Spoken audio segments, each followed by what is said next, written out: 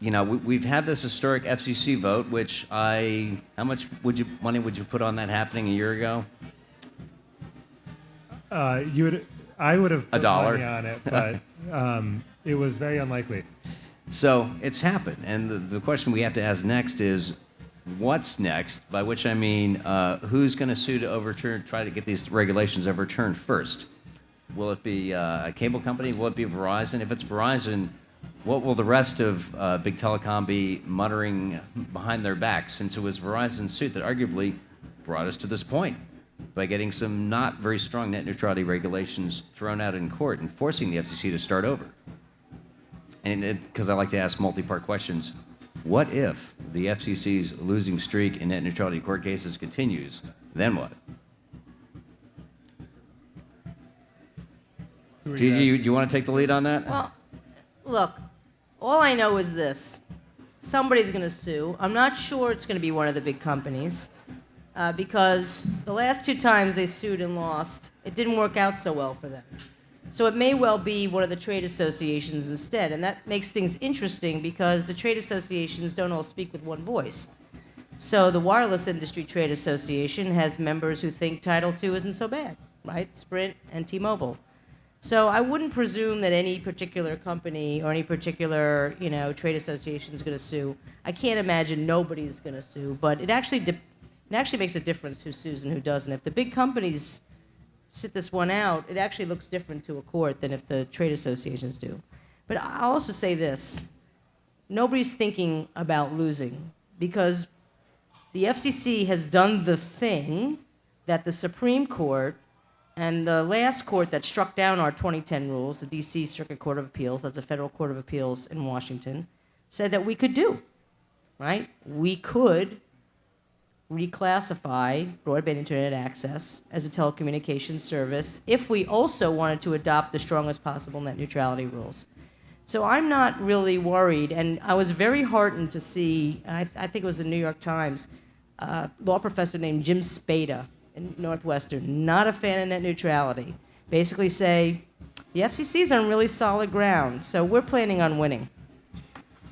Rob, just to follow up on what Gigi said, and to give those in the audience a little bit of a broader context, I'm a former Republican member of Congress.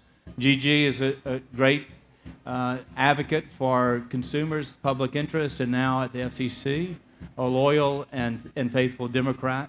Net neutrality historically has been a bipartisan national consensus that started in the FCC of Michael Powell as a policy statement of principles. Then Kevin Martin, another Republican commissioner, tried to enforce those principles. And that's the first step of getting us where we are today, where the current chairman has to give the strongest, most sustainable legal rules possible so that they won't be overturned. But Comcast challenged a Republican commission authority to be able to enforce net neutrality principles. You then had, in 2010, Chairman Janikowski, with a broad national consensus of almost every internet public interest and incumbent provider agreed to these sets of rules, except Verizon. Verizon challenged it. The court struck down most of the rules, but not all. And so today we're where we are because of Comcast and Verizon. It was not something that this chair or commission wanted to do, but left with no choice but to have the strongest possible, most sustainable rules. And I really commend the chairman. He did it in a light touch, flexible way that's based off the wireless model. And it came through a Republican Act of Congress, 1996, that allows him to use the most light touch, flexible way of doing these rules in a legally sustainable manner. How many of you live in D.C.? How many of you work in technology and build things or okay. So you should probably know that the net neutrality decision a few weeks ago was pretty epic, amazing, and completely unexpected. There's a huge disconnect between Washington, D.C. and the rest of the country. right? It's like the Hunger Games where there's the capital and then the districts. And a year ago, And Marvin organized the insurgents. it all began at South by Southwest a year ago, actually. So if you live in DC, you're just surrounded by telecom lobbyists. There are more of them than there are Starbucks or McDonald's. They're just everywhere. You can't even hire a law firm that isn't conflicted. And there's this feeling that no one cared about net neutrality. And when you come out to the public, you guys, I remember last year at South by, everyone was like, oh, net neutrality is so important, how do we help? And this is really the community that I think led the way. And what happened a few weeks ago was very simple rules saying, if you didn't follow closely, no blocking. Comcast, AT&T, Verizon can't block websites. They can't discriminate and treat some better than others, creating fast lanes and slow lanes. If you have a startup, there's no way you could afford a fast lane competing with Google or Facebook or eBay. And then no paid prioritization, no deals where in order to compete with a big guy, you got to cut a deal with Comcast and Verizon and Deutsche Telekom next. Just the internet will stay open and neutral. And had you guys not spoken up, had we not won, we were barreling towards a future where there would have been a decision December 18th where the FCC's proposal would have been constrained by the carriers and permitted fast lanes, permitted all this terrible stuff. And right now you'd be spending your entire South by trying to make deals with Verizon Ventures and Comcast Ventures so that your businesses would be able to grow. And we averted that, and it was largely because of this community. So.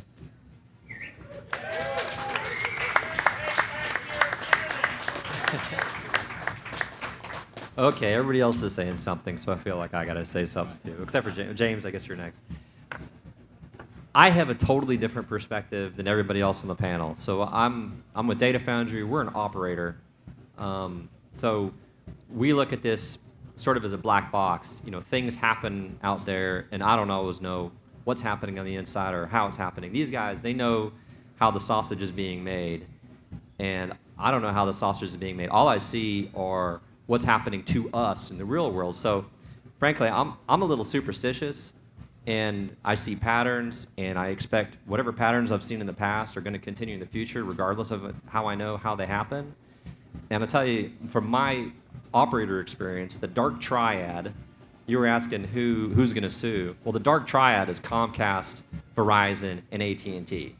In all of my years as an operator, those are the three who have consistently always been a major problem, what I finally got some of the economic terms to understand is rent seeking. What they want to do is they want to lock up this monopoly of their end users, and they want to collect whatever tax, whatever rent, in the economic terms of rent, they can get off of everybody else in the world who wants to do any traffic or transaction with all of these eyeballs they have locked up on their network.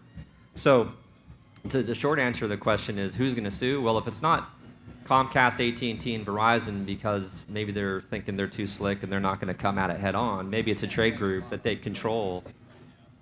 I'm sorry? Comcast has a lot on their plate in DC right now. Good. Let's pile more on their damn plate. I have no sympathy for those guys. Anyway, I think you can tell. So that's my perspective. So that's what I'd say is to watch out. If there's some sort of legal action that comes, and it comes for some group that's called, Freedom for Internet Fighters, go look in who's funding them. And oh my gosh, is it Verizon funding them? No kidding.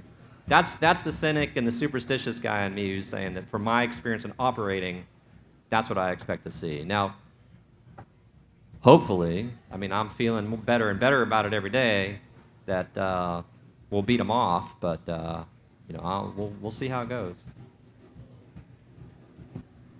Maybe we can carry on the audience participation that Marvin started. So we know who lives in DC, and we know who works in technology. Who's not from the US?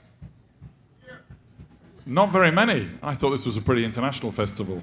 Well, you'll all appreciate the two hands that came up, but even those who are from the US will still appreciate this, that the news gets better.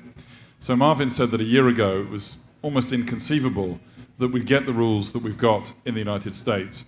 Well, 2 years ago, when we started working on it in Brussels, where I live and work, in the European legislative process, it was inconceivable that we would get pro-net neutrality law. And while we haven't quite finished yet, it'll be finished before this summer, we will get pro-net neutrality law across the whole of the European Union as well.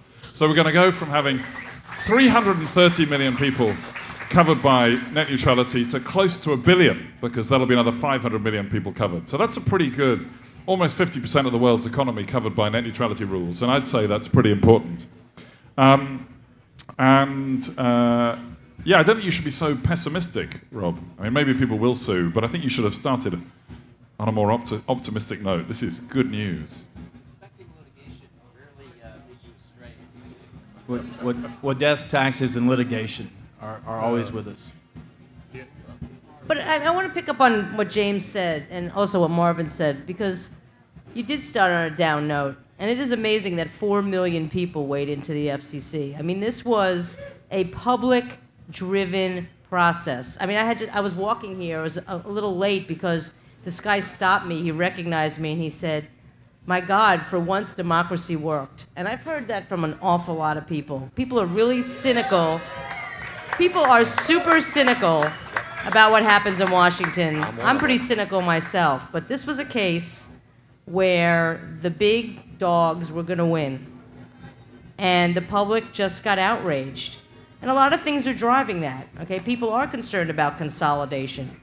They think their broadband is slow, they think they pay too much, and they're sick of it. And I think a lot of that had to do with them participating in this net neutrality thing. So everybody should give themselves a round of applause, because you guys really did this. This was a public uprising. But let me also say this, okay? It's just started. I know you hate to hear that. You know, you've been working your asses off for 13, 14 months, and you got a great result. But it's not over, okay? The same companies that are going to sue are going to try to use other means to take this victory away from you. So the same groups, and I know a lot of them around here, Fight for the Future and EFF and others, they're going to ask you to weigh in again.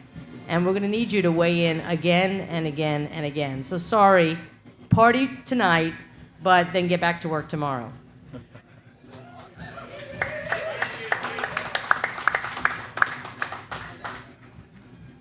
Can I add to that note? Fight for the Future will ask you to weigh in. So will Demand Progress. So will EFF. But there were a lot of interesting moments where nobody asked for someone to do something, and out of the blue it happened. I mean, I can give one example where, you know, I knew an entrepreneur in San Francisco. It was probably April or May, and he emailed me and said, "We've got to get John Oliver talking about this." And I was like, "Why John Oliver? He's just on HBO. No one watches HBO. He had this new show. It wasn't all that popular." I was like, "Look, dude, you're this like relentless entrepreneur who knows people in Hollywood, and you just email everyone you know, do whatever you want, and then, you know, we'll see what happens." And a few weeks later, there was, you know, this John Oliver skit that was amazing. And there were other moments like that when, you know, we didn't, just sort of organically, someone came up with some meme or, you know, plugged in or was doing meetings we didn't know about. And so people like you are the folks where you don't need to be told what to do, although we'll tell you when we need help. But, you know, you guys can do things on your own, and it was amazing.